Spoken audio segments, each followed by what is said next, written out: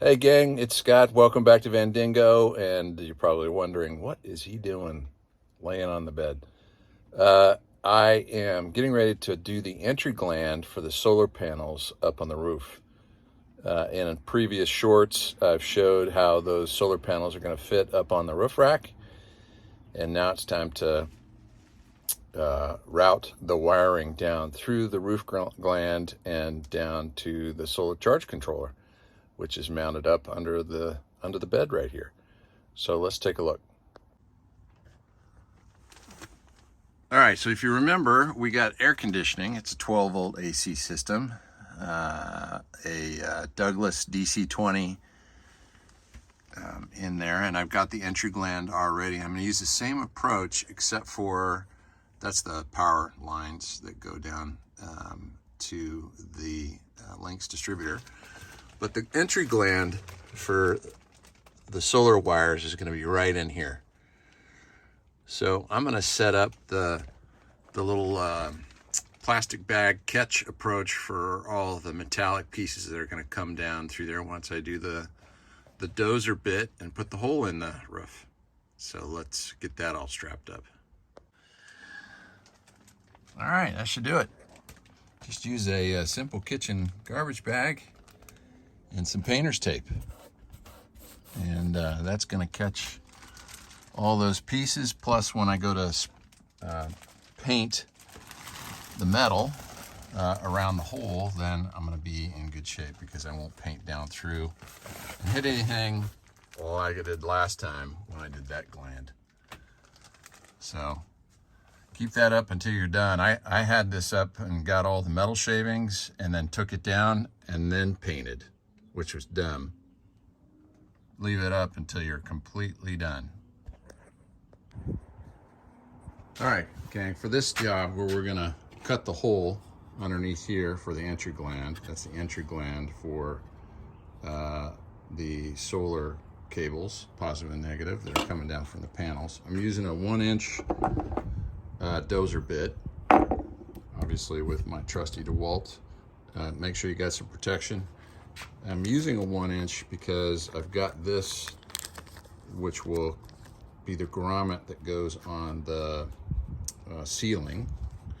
After I've deburred it, sanded it, painted, right, and let that dry, and then I'm going to use some alcohol on the roof before I glue this down like I did the other one for the air conditioning system. And for me, I'm using just this maximum strength waterproof construction adhesive. It seems to work great.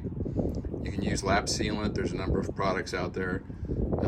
So far, the gland I put down for the 12 volt AC system has been great. No leaks, no issues at all. So those are the tools of the trade. Let's get after it. All right. Let's get some cleaner going here. That's gonna go right there. Got my dozer bit on my DeWalt drill here. Need to clean this up. The sheet metal here around this area. So I'm just using some glass cleaner, and I can clean it up a little better later with alcohol before I glue the gland down. That's pretty good. Probably should have a Sharpie in my hand, but I don't. I'm gonna say the hole's gonna go right there, dead center. Right there. Yeah, right there.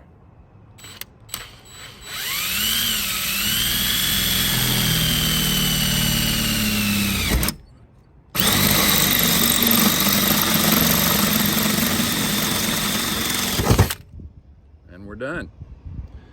Need to get a vacuum cleaner up here pretty quick and get all this stuff out of here, because that can create quite the mess as it goes up underneath pieces. And I've got air conditioning and various other things that are covering some of the cracks and crannies.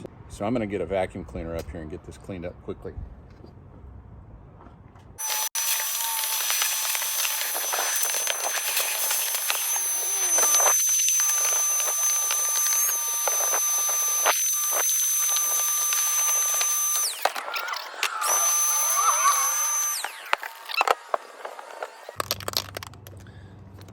Okay, we got a deburring tool here.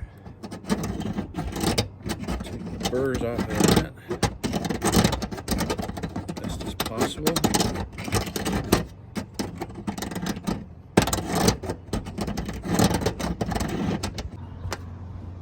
I broke my half round file or whatever quarter file, but it still works.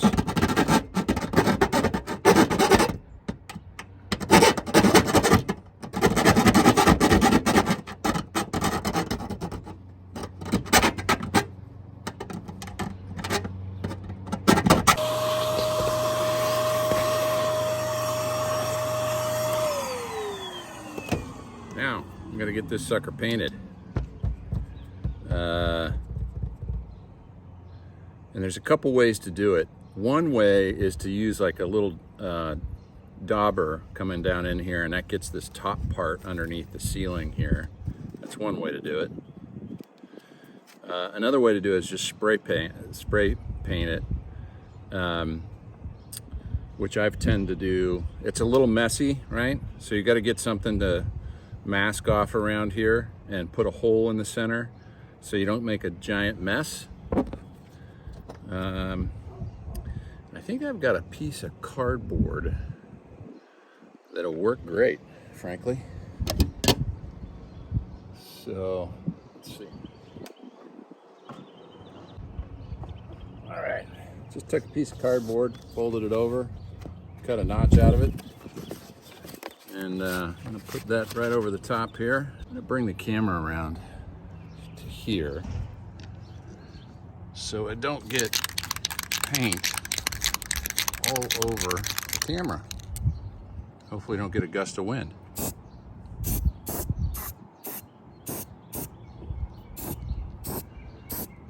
All right, that's good enough. I am gonna move this slightly to the top of the hole, put some weight on it, because we are going to now spray. We're going to spray up through the bottom as well. All right, so the key here, of course, is to get these pieces off of here and get this down without dropping metal shavings everywhere.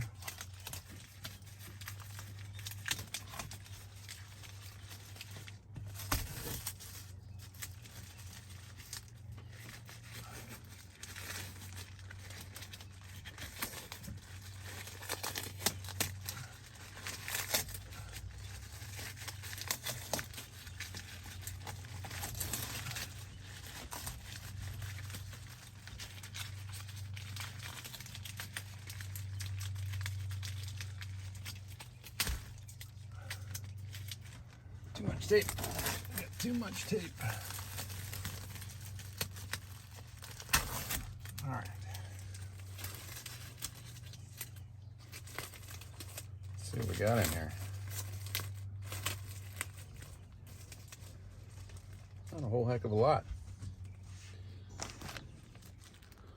But we got plenty of metal shavings, and I covered our paint situation from blowing down into the vehicle.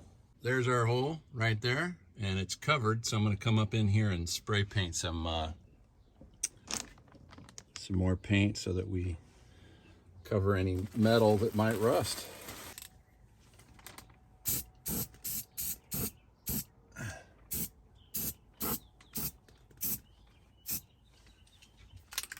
There we go. It's probably more than I need. It's going to take a little while to dry. Now, that was a 1-inch hole from a dozer bit, and this is an 1 1/8" Hillman rubber grommet. So I'm hoping that this fits. It's a little bit wider than the hole size.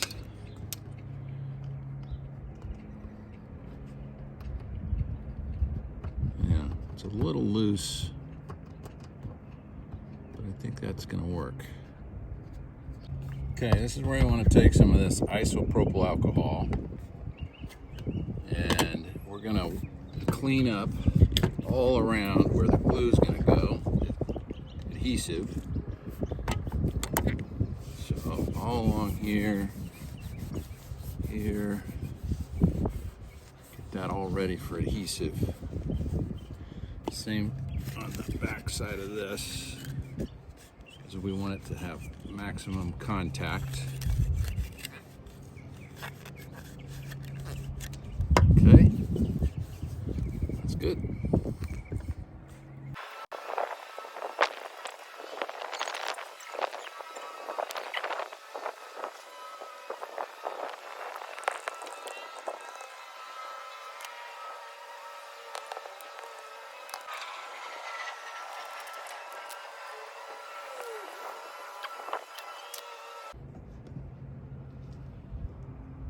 Maybe not as clean as that one. I don't know. Or maybe it's just drying time. The entry gland is all done, and in fact I've got from underneath, inside the van I should say, I've got the positive and negative coming up from the solar charge controller connected to the two Ys. These are in parallel, so I've got the positives connected and the negatives connected. And the solar charge controller I have from Victron can handle up to 400 watts, just over, and that's what these two panels are going to be able to produce. 200 watts a piece. And I've bolted them, as you can see across there, directly to the 80/20 rack, which turned out pretty nice. That's a shipping bang that unfortunately was part of getting these in. So I have the same 1, 2, 3, 4 connectors on the far side, or the front side of the solar panels as well. So let's follow these power lines down into the van. There's an entry gland and the grommet for the 12 volt AC, which I showed you earlier. And then there is the same grommet, but entry point for the solar power lines. And if you follow those along there, right, they go up over here, and they go down, all the way down this chute, down here, and they come out right back here, down here, follow through here, and I've got this, just as this hole, that was a mistake, but just as this hole's punched open, I have two holes punched open on the underside of this switch, and I've got the solar lines coming in here, so they're powered on at the moment, and the lines coming out of here, and then connected up into the positive and negative entry point. Using ferrules, crimped on ferrules. And then here are the power lines. Once the charge controller does its magic and brings the power in through here, and that goes up over here to the Lynx distributor and delivers power. Right now it's in float mode because it's delivered full power already to fill up this battery. One thing you want to make sure you do is you ground the equipment as well. So this is the ground piece for the MPPT, and it connects right into the ground for the Multi-Plus right here, which also connects to the ground of the vehicle. And this Multi-Plus is the one that's giving me all kinds of headaches. The Victron MPP charge controller is Bluetooth capable. And so open up your Victron app either through iOS, the App Store, or through Android, and pull that down, and you can see all the various specs of that baby in action. And it connects up through the Servo GX as well. I'm still trying to work out why I can't get this Bluetooth to connect. I continue to have Servo GX Bluetooth issues, but I think it might be operator error. This is Victron setup is really nice componentry, but I got to tell you, it's not the most plug and play, easy diagnosis, easy to confirm that you've got everything up and running appropriately, at least for a home gamer, first time guy like me. So, but that is the MPPT charge controller, and it is up and running, and it's producing power and keeping my battery full. So that's it, guys. That's the full install of both the solar panels all the way down through the Victron MPPT charge controller. Happy with the way it all came together, and it's secure. I've got some weather that's already hit us, and I've got no leaks in the approach I used with the entry glands and securing everything. So actually got a little rain right now. But anyway, thanks for joining me for this video. Look for more content to come as the build continues, and you all be good. Bye-bye.